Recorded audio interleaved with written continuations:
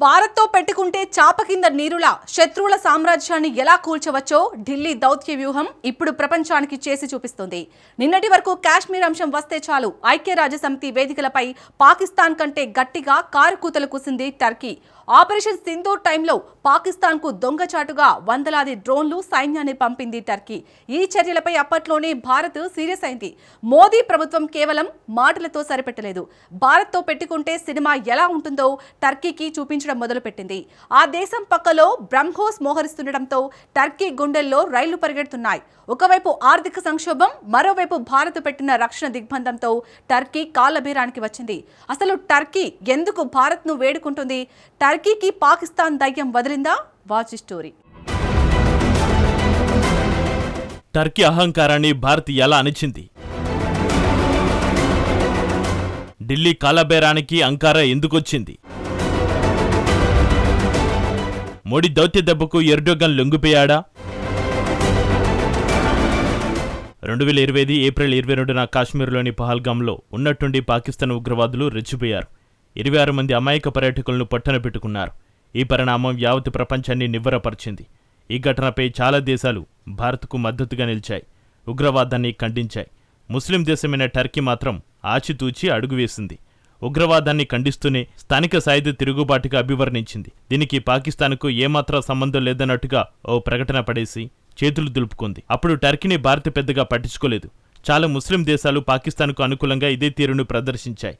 కానీ పహల్గాం ఘటనకు ప్రతీకారంగా మే 7న ఆపరేషన్ సింధూర్ను భారత్ చేపట్టింది. సరిహద్దు ప్రాంతాల ఉగ్ర శిబిరాలపై భారత్ విరుచుకుపడింది. ఈ దెబ్బకు పాకిస్తాన్ విలవిలలాడింది. బ్రహ్మోస్ క్షిపణులు దూసుకొస్తుంటే పాకిస్తాన్ అధ్యక్షుడు, ప్రధాని, ఆర్మీ చీఫ్ బంకర్లలో దాక్కున్నారు. బ్రహ్మోస్ యాక్షన్లోకి దిగితే అసలు శత్రువులకు ఎదురుదాడి చేయడానికి అవకాశమే ఇవ్వదు. మే 7న రాత్రి పాకిస్తాన్ మళ్లీ ఎదురుదాడికి దిగింది. ఈ విషయంలో చాలా ముస్లిం దేశాలు సైలెంట్గా ఉండిపోయాయి. కానీ టర్కీ మాత్రం వెంటనే పాకిస్తాన్కు భారీగా డ్రోన్లు పంపింది. బహిరంగంగానే పాకిస్తాన్కు సంపూర్ణ మద్దతును తెలియజేసింది. పాక్కు 350కి పైగా అత్యాధునిక డ్రోన్లను, సైనిక సహాయం, నిఘా సాంకేతికతను అందించింది. అంతేకాకుండా టర్కీ సైనిక నిపుణులు నేరుగా పాక్ ఆర్మీకి వ్యూహాత్మక సహాయం అందించారు.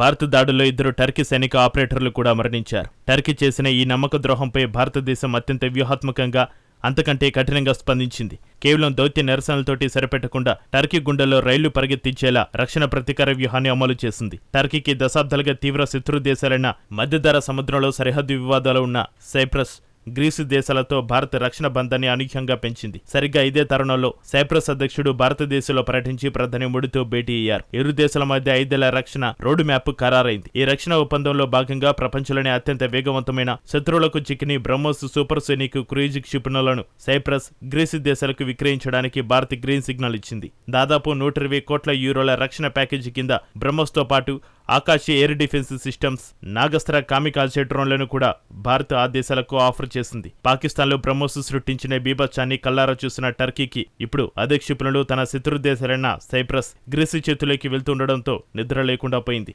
ఇంతటితో భారత్ ఆగలేదు. టర్కీని అంతర్జాతీయంగా ఒంటరిని చేసేందుకు చుట్టుముట్టే వ్యూహాన్ని తెరపైకి తెచ్చింది. టర్కీతో చారిత్రక విభేదాలు ఉన్న గ్రీస్, సైప్రస్, ఆర్మోనియా, రొమేనియా దేశాలతో భారత్ ఒక బలమైన వ్యూహాత్మక కూటమిని ఏర్పాటు చేసింది.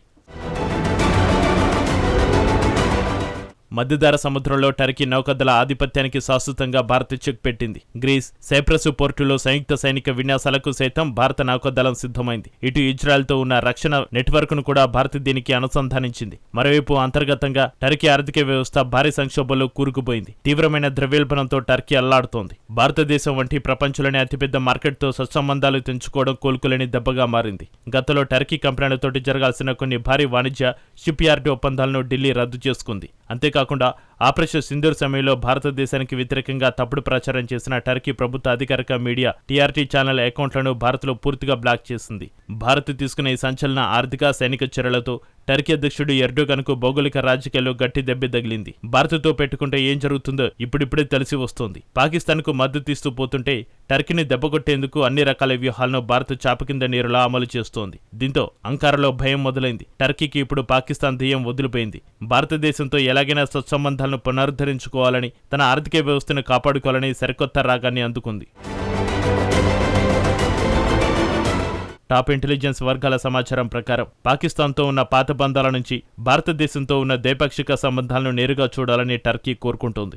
భారతదేశంతో తమకు ఎలాంటి అంతర్గత విభేదాలు లేవని టర్కీ దౌత్యవేత్తలు ఇప్పుడు కొత్త పాట పాడుతున్నారు. దక్షిణాసియా ప్రాంతీయ ఘర్షణలతోటి సంబంధం లేకుండా భారత్తో కేవలం వాణిజ్యం, పరస్పర ప్రయోజనాలే పరమావధిగా ఒక ఆచరణాత్మక దౌత్యాన్ని నడపాలని టర్కీ తీవ్రంగా ఆశపడుతోంది. ఆ మేరకు బ్యాక్ ఛానళ్లతో సంప్రదింపులు మొదలుపెట్టింది. అయితే భారతదేశం మాత్రం టర్కీ ఆడుతున్న ఈ డబుల్ గేమ్ డ్రామాను నిశితంగా గమనిస్తోంది. ఒకవైపు ఇస్లామిక్ సహకార సంస్థ OICలో తన ముస్లిం లీడర్షిప్ ఇమేజ్ కోసం కాశ్మీర్ అంశంలో పాక్కు పదే మద్దతుగా టర్కీ అధ్యక్షుడు ఎర్డోగన్ కారు కూతలు కూసేవాడు. మరోవైపు భారత్లో లాభదాయకమైన వ్యాపారం చేయాలనుకునే టర్కీ పంతాను ఢిల్లీ ఏమాత్రం ఒప్పుకోలేదు. పాకిస్తాన్కు టర్కీ అందిస్తున్న సైనిక సామాగ్రి, డ్రోన్ల సరఫరా ఈ ప్రాంతంలో శాంతిని ఎలా దెబ్బతీస్తుందో భారత్ గమనిస్తోంది. టర్కీ మార్చిన శృతిని స్వాగతిస్తూనే భారత్ మాత్రం తన వ్యూహాత్మక అప్రమత్తతను సైప్రస్, గ్రీసు దేశాలతో రక్షణ బంధాన్ని ఏమాత్రం తగ్గించడం లేదు. నిజానికి అంతర్జాతీయ వేదికలపై ఒంటరి అయిపోతామనే భయమే టర్కీని ఈరోజు భారత్ కాలబేరానికి వచ్చేలా చేసింది.